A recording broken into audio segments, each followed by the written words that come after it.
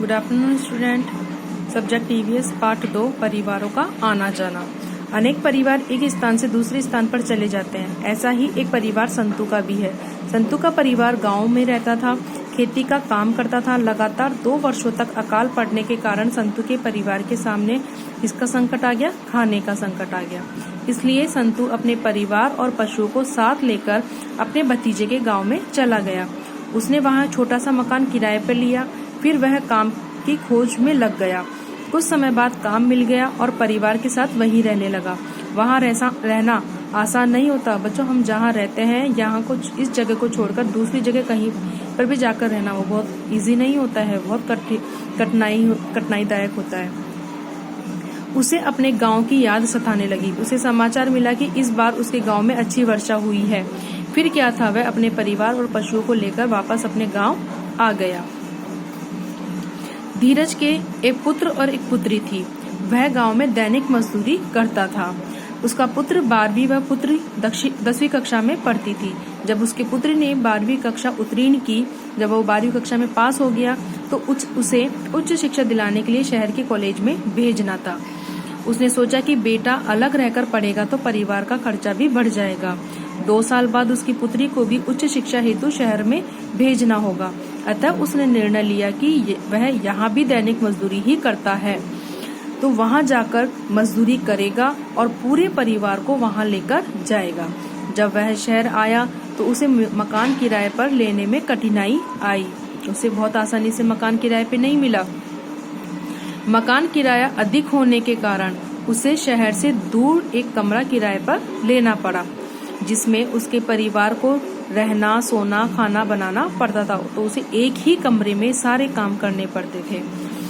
उसका पास पड़ोस भी नया था। अब नया पास पड़ोस होने के कारण बोलचाल भी कम होती है, तो अपनत्व की भावना में भी उनके कमी आती है। उसे दैनिक मजदूरी के लिए अधिक प्रयास करने पड़े। उसको काम ढूंढने के लिए बहुत मेहनत करनी पड़ी। शहर में अधिक खर्च के कारण वह दिन में मजदूरी और रात में चौकीदारी का कार्य भी करता था। अब शहर में जब खर्चा बढ़ गया तो उसको मजदूरी भी डबल करनी पड़ी। बच्चों की पढ़ाई पूरी होने पर उन्हें गांव वापस जाने की ठान ली। तो उन्होंने सोचा कि जैसे ही बच्चों की पढ़ाई पूरी हो जाएगी तो हम गांव वापस चले जाएंगे। आपने अपने आसपास देखा होगा कि कुछ बच्चों को उच्च शिक्षा के लिए अपने घर को छोड़ना पड़ता है। वे लोग हॉस्टल या कमरा किराए पर लेकर दूसरे स्थान पर अपना अध्ययन कार्य करते हैं। अब ऐसे ही गोविंद राम का परिवार है।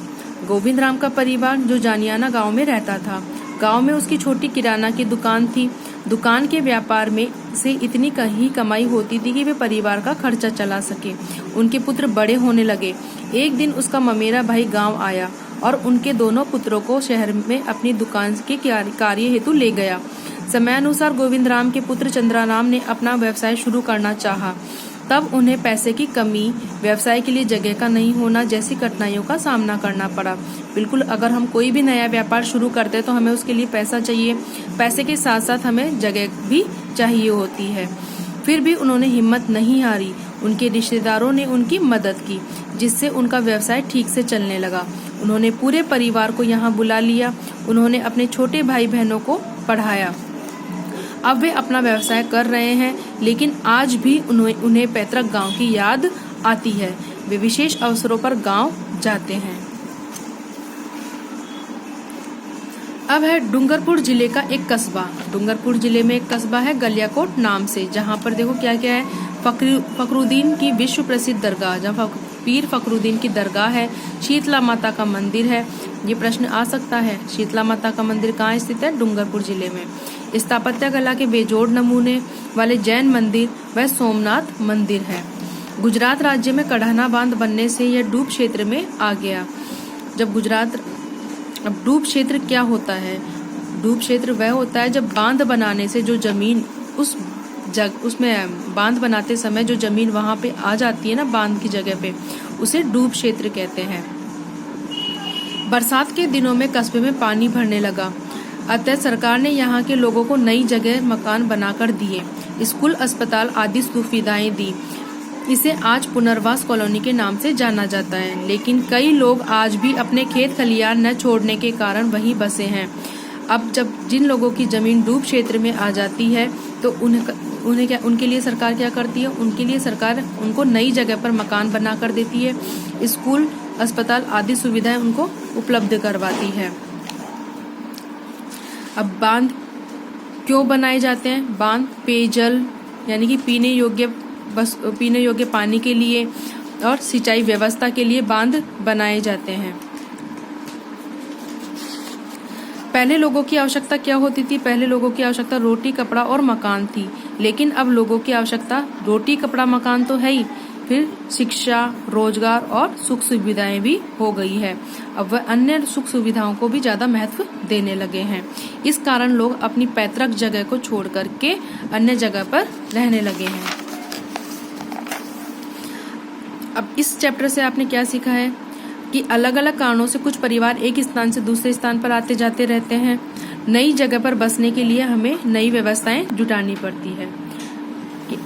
अगर बच्चों आपको ये चैप्टर समझ नहीं आया है, कुछ भी समझ नहीं आ रहा है, तो आप मुझसे डिस्कस कर सकते हैं। अभी आपके प्रश्न उत्तर है, मैं इसको इनके प्रश्नों के उत्तर लिख करके मैं आपको पिक सेंड करूंगी। काम सुंदर सुंदर राइटिंग में करना। ब्लैक पेन से तो आप लिखेंगे प्रश्न और ब्लू पेन से लिखेंगे आप आंसर, और एक आंसर कंप्लीट होते ही आपको उसके नीचे लाइन खींचनी है और काम कंप्लीट होते ही मुझे पिक सेंड करनी है। और कोई भी प्रॉब्लम है तो बच्चों आप मुझसे पूछ लेना, मुझे कॉल करके पूछ लेना।